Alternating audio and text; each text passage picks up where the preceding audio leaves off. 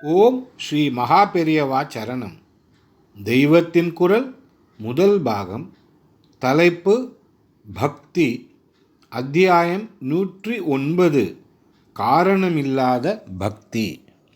பல காரணங்களுக்காக பக்தி புரிந்தாலும் முக்தியை வேண்டி பக்தி செய்வதே இவற்றில் சிரேஷ்டமாகும். ஞானத்தினால்தான் நேரடியாக முக்தி கிடைக்கும்.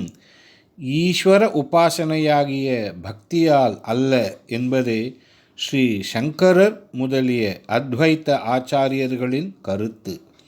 முக்தி என்றால் என்ன? விடுபடுவது என்று அர்த்தம்.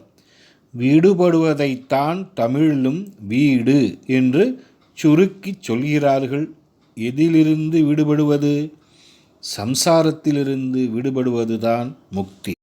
மறுபடி பிறந்து கொண்டும் செத்துக்கொண்டும் இல்லாமல் நித்தியமான சத்திய நிலையை அடைவதுதான் முக்தி. மனசு என்று ஒன்று இருப்பதால் தான் சம்சார பந்தம் தெரிகிறது. மனசு மறைந்தால்தான் பந்தத்திலிருந்து விடுதலை. ரூபம், குணம் இவை இருக்கிற வரையில் இவற்றை அனுபவிக்கிற மனசும் இருக்கத்தான் செய்யும்.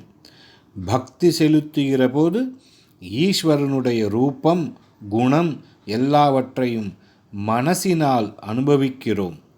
பக்தி நிலையிலும் பலவிதமான உணர்ச்சிகள், பரவசம், ஆனந்தம், அழுகை எல்லாம் இருக்கத்தான் செய்கின்றன. மனசு அதற்கு ஆதாரமான வஸ்துவில் கரைந்து போய் அந்த ஆதார வஸ்து மட்டும் நிற்கும்போதுதான் எந்த மாறுதலும் இல்லாத சாந்த நிலை, முக்தி அல்லது மோக்ஷ நிலை சித்திக்கிறது.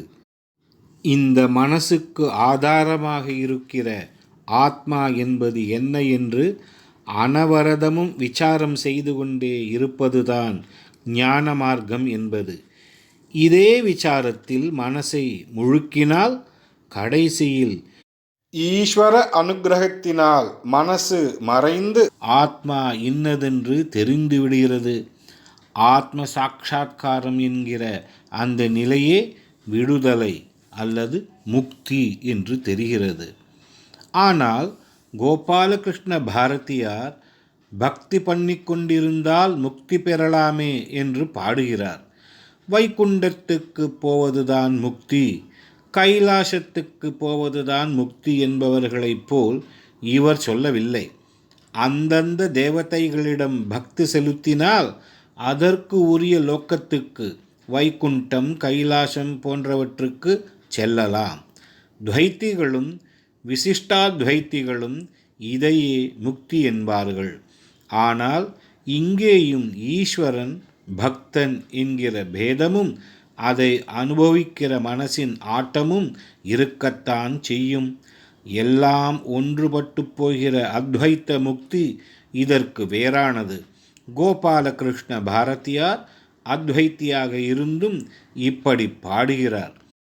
அவர் மட்டுமில்லை, ஞானம்தான் முக்திக்கு நேர் சாதனம் என்று சொன்ன அத்வைத்த பரமாச்சாரியாரான சங்கரரே நிறைய பக்தி ஸ்தோத்திரம் செய்திருக்கிறார்.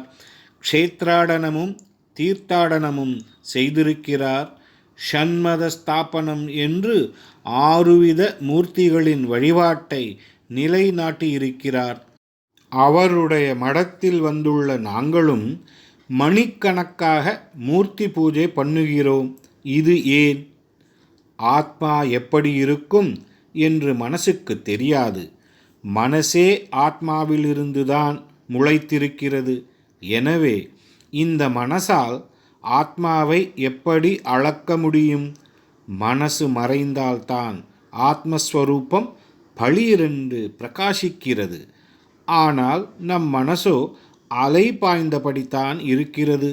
எனவே முதலில் பல திசைகளில் போகிற சிந்தனையை ஒருமுகப்படுத்த வேண்டும். இதற்குத்தான் பக்தியை வழியாக வைத்திருக்கிறார்கள்.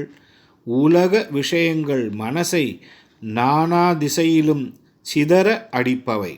ஆனால் ஈஸ்வரனையே சிந்திக்க சிந்திக்க மனசு அவன் ஒருவனிடமே குவிந்து தைலதாரையாக, அதாவது எண்ணெய் பிசிர் இல்லாமல் கம்பியாய் ஒழுவது போல் அவனிடமே ஒருமுகப்படுகிறது.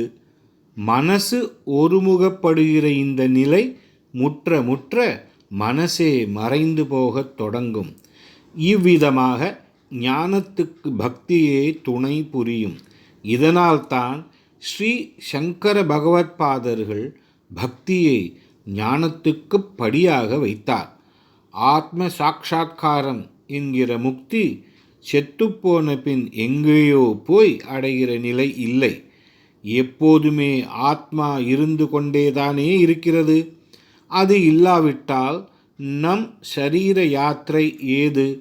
ஆகையால் இந்த ஷரீரம் இருக்கிற போதே ஆத்மாவை அனுபவிப்பதான முக்தி நிலை சாத்தியம்தான். இம்மாதிரி முக்தி அடைந்த பின்னும் நம்முடன் உயிர் வாழ்கிற பிரம்மஞானியைத்தான் ஜீவன் முக்தன் என்கிறோம். இப்படிப்பட்ட பிரம்மஞானிகளிலும் சிலர் பக்தர்களாக இருந்திருக்கிறார்கள்.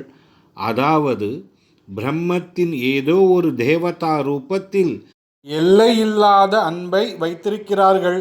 இவர்களுடைய பக்திதான் காரணமில்லாத பக்தி. பக்தி செய்வதால் இவர்கள் பெறக்கூடிய பயன் ஏதும் இல்லை. ஏனெனில் வாழ்க்கை பயன்களில் எதற்கு மேலாக ஏதுமில்லையோ அந்த முக்தி நிலையே இவர்களுக்கு சித்தித்து விட்டது. அதற்கு மேலாக அடைய வேண்டியது என்ன இருக்கிறது? இருந்தாலும் ஈஸ்வரனாக தோன்றுகிற பிரம்மத்தின் லீலா சக்தியை இவர்கள் ரசித்து கொண்டு அற்புத லீலை செய்கிற அந்த ஈஸ்வரனை ஓர் இஷ்டமூர்த்தியாக கண்டு அதனிடம் காரணமே இல்லாத பிரயோஜனமே எதிர்பாராத உத்தமமான அன்பை பொழிகிறார்கள். மோட்சம் வேண்டும் என்ற பிரயோஜனத்தை கூட ஜீவன் முக்தன் எதிர்பார்க்க அவசியமில்லையே. இந்த பக்தியைத்தான் பிறவியிலிருந்தே பிரம்மனிஷ்டரான சுகர் அஹைத்துகி பக்தி என்கிறார். ஹேத்து என்றால் காரணம், காரணமே இல்லாதது அஹைத்துகி. இது முக்தி வந்ததற்கு பிந்தைய நிலையிலுள்ள பக்தி. ஓ ஸ்ரீ மகாபெரியவா சரணம். ஜெய ஜெய சங்கர, ஹர ஹர சங்கர.